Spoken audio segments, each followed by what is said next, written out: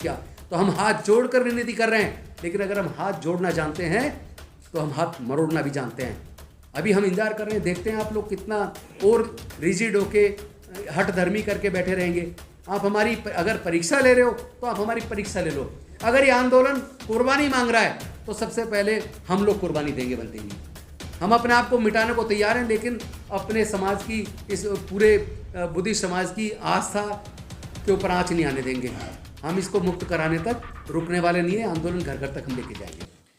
मंत्री जी, एक सवाल जो है वो निकल करके आता है, मंत्री जी आप भी अगर आप बेहतर बता सकें तो, कि अभी रामदास आठवले साहब जो है वो भारत सरकार में मिनिस्टर हैं, वो गए थे और उन्होंने वहाँ पर कुछ अपना सहयोग भी दिया है और वो नीतीश कुमार से भी मिले हैं। तो उस मुलाकात के क्या कुछ नतीजे आपको लग रहे हैं कि कुछ निकलेंगे? नीतीश कुमार जी ने आश्वासन दिया है कि हम इसको गंभीरता से लेंगे। देखिए, पहली बात तो मैं एक बात बता दूं, हमारे वीसी के पार्टी के चीफ हैं थोल तिरुमावलवन और उनके एक और सांसद हैं रवि कुमार।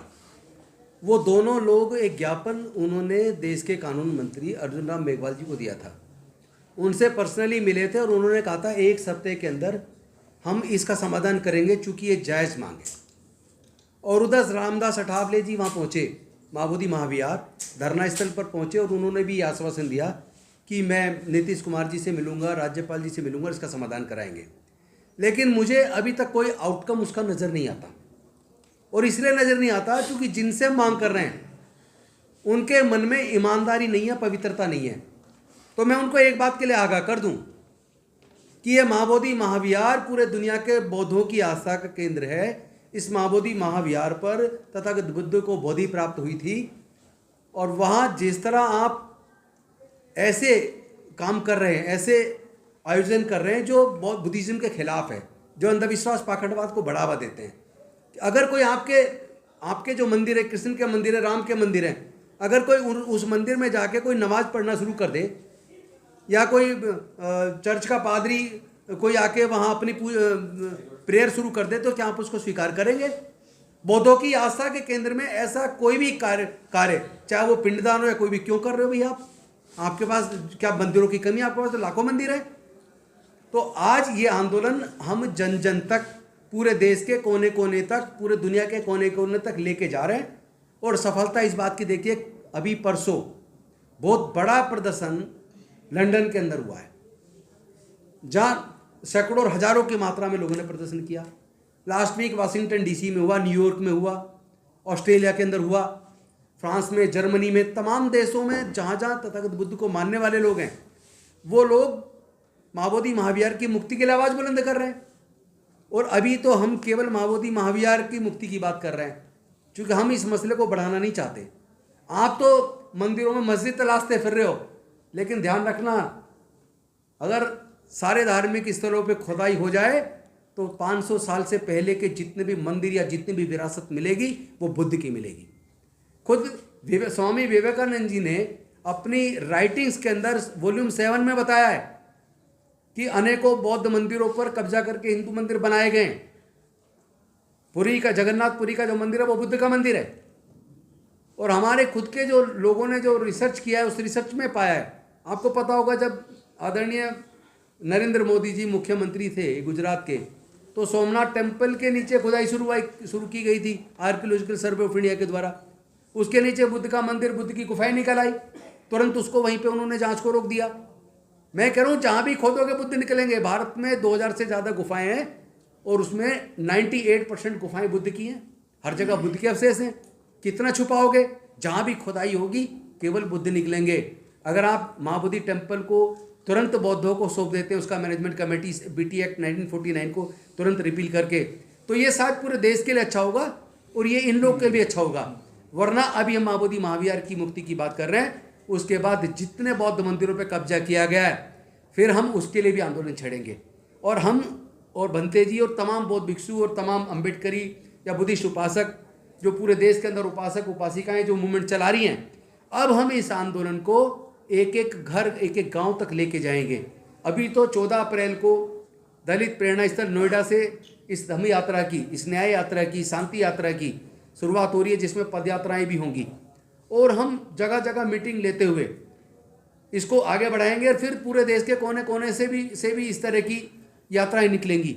और हम इस आंदोलन को इस बार जैसे 92 के अंदर भंते नागार्जुन सुरेश ससई जी के नेतृत्व में जो आंदोलन चला था और उस आंदोलन को आपने डिफ्यूज़ किया, उनको अल्पसंख्यक आयोग का मेंबर बना दिया, बाकी 4 बिकुओं को उसका मेंबर बना दिया मैनेजमेंट कमेटी का, और आपने उनको प्रॉमिस किया कि हम इसका पूर्ण समाधान करेंगे, लेकिन आपने समाधान नहीं किया।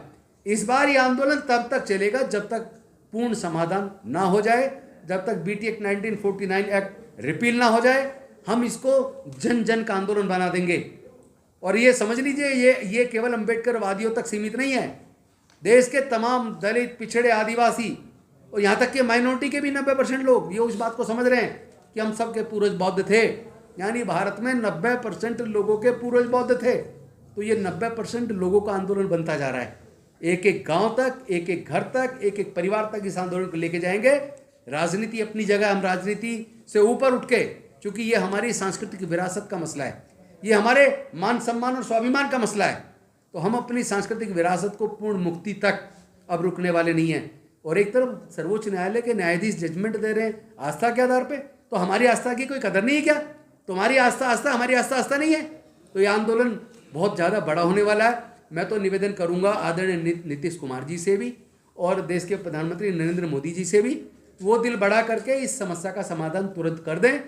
अन्यथा ये इतना बड़ा आंदोलन होने वाला है, ये आपकी बस की संभालना नहीं है।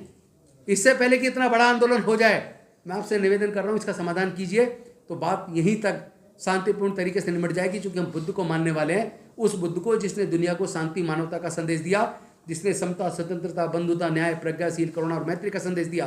तो हम हाथ जोड़कर विनती कर रहे हैं, लेकिन अगर हम हाथ जोड़ना जानते हैं तो हम हाथ मरोड़ना भी जानते हैं।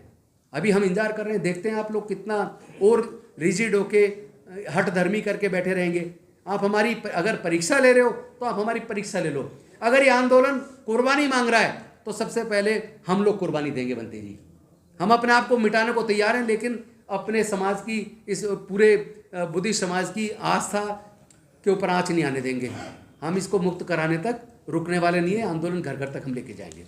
एक सवाल और अंत में लेते बंते जी, सवाल ये कि जब सारी बात सरकार जानती है, विदेश में जाके मोदी जी कह रहे हैं कि मैं बुद्ध की धरती से आया हूँ और जहाँ खोते वहाँ बुद्ध निकलते, तो क्या कारण है सरकार मान क्यों नहीं रही है? मैं एक ऐतिहासिक दृष्टिकोण देखे, हिंदुओं के पास 4 धाम है, चारों धाम में बोध गया का जिक्र नहीं। 4 वेद उनके पास है, 4 वेदों में महाबोधि महावीर का या बोध गया का जिक्र नहीं करते।